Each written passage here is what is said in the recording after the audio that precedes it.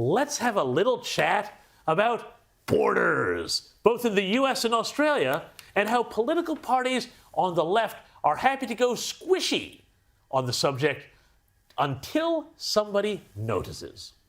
Fascinating little tidbit in the news this week out of Australia, which did not get perhaps as much play as it should have. It seems that in the first month of the new Labour Albanese government, you know, the one that spent the entire campaign promising to be tough on illegal boat arrivals, authorities intercepted 125 would-be asylum seekers trying to get to Australia unlawfully by sea. That is, by the way, for the record, the highest number we've seen since 2015. Now, there are a lot of reasons behind this, not the least of which being the Sri Lankan government's attempt to implement the World Economic Forum playbook, which resulted predictably in economic immiseration, starvation, riots, and of course, people wanting to leave the country. Who could have seen that coming? But you have to wonder if there is another reason they're targeting Australia, namely the arrival of a Labour government, which talked tough on borders during the campaign, but which during that same campaign was often caught talking out of both sides of its mouth, with the people smugglers taking notice. Now, of course, 125 illegal arrivals in a month is nothing like the United States, where they are seeing something on the order of 200,000 illegal aliens crossing the border every single month, which is a bit like adding 2 Adelaides to the United States every year. God forbid. Without the nice architecture and hip new restaurants. Now, all those people have to go somewhere, and of course, that is causing quite a dilemma for local leaders in the United States. For years, illegals had mostly wound up congregating around the U.S. border in places like Texas and California and Arizona, while so-called progressive Democrats, but they're really regressive, you know, in places like New York and Washington, who are responsible for encouraging the country's essentially open border policy, felt no impact. But now, local political leaders on the border are wising up and giving these Democrats a taste of their own medicine. And all of a sudden, just like that, the Democrats oppose illegal immigration. Who would have thunk it? I know, right?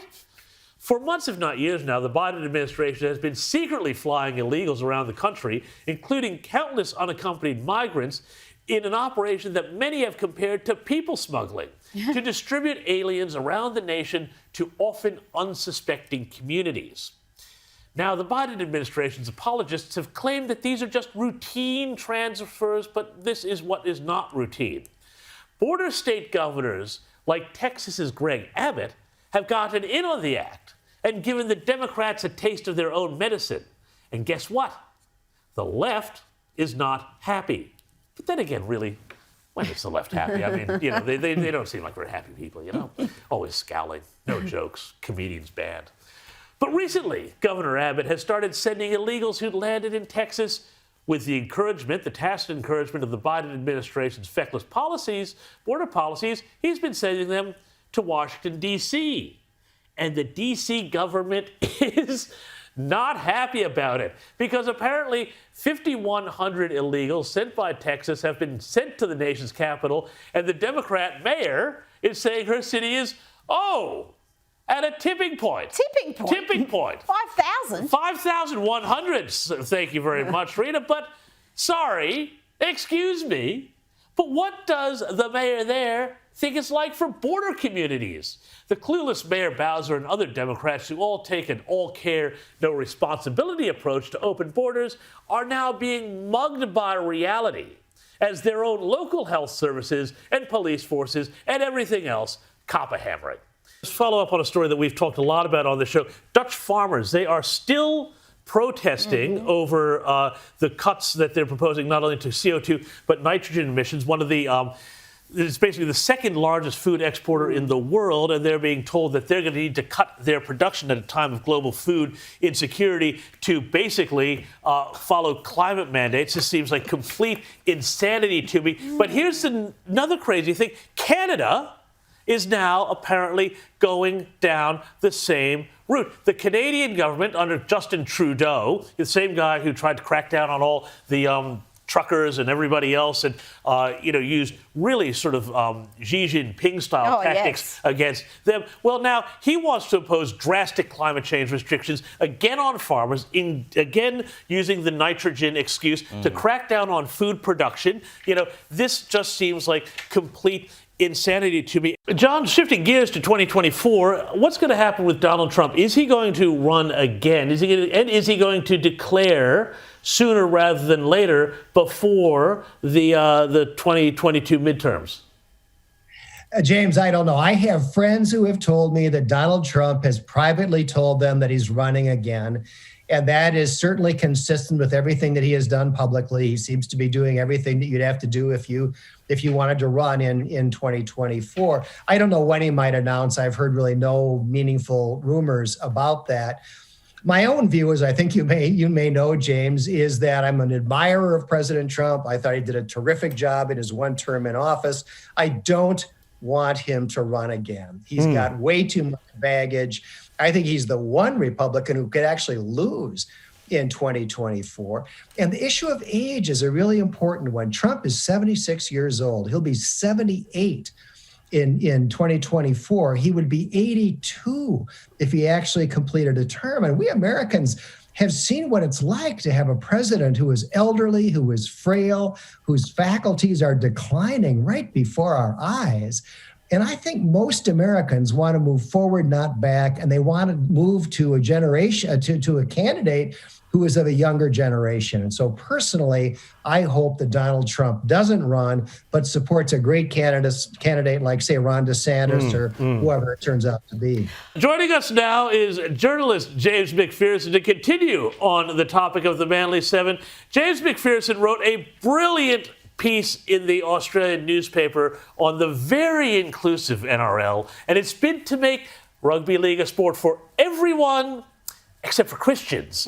So thank you so much for your time, James McPherson. I want to open up by asking you had the number of great points in this piece, but one thing which I absolutely loved, because it goes to something that I hear from a lot of our viewers all the time. Every time I use the word progressive, I get all this mail saying, no. They're regressive. They're absolutely right. Talk to us, James, about how this is an illustration of the regressive left in action. Well, the problem was that people just wanted to be treated equally, right? Everyone wanted to be treated as a human being. And so we've actually reached a point where no one cares about football players' sexuality. That's a good thing, right? And the progressives are making it all about sexuality all over again. So we're actually going backwards when we had actually made great progress towards equality. Big news here from former Liberal candidate for Warringah, Catherine Deves, another great friend of this program.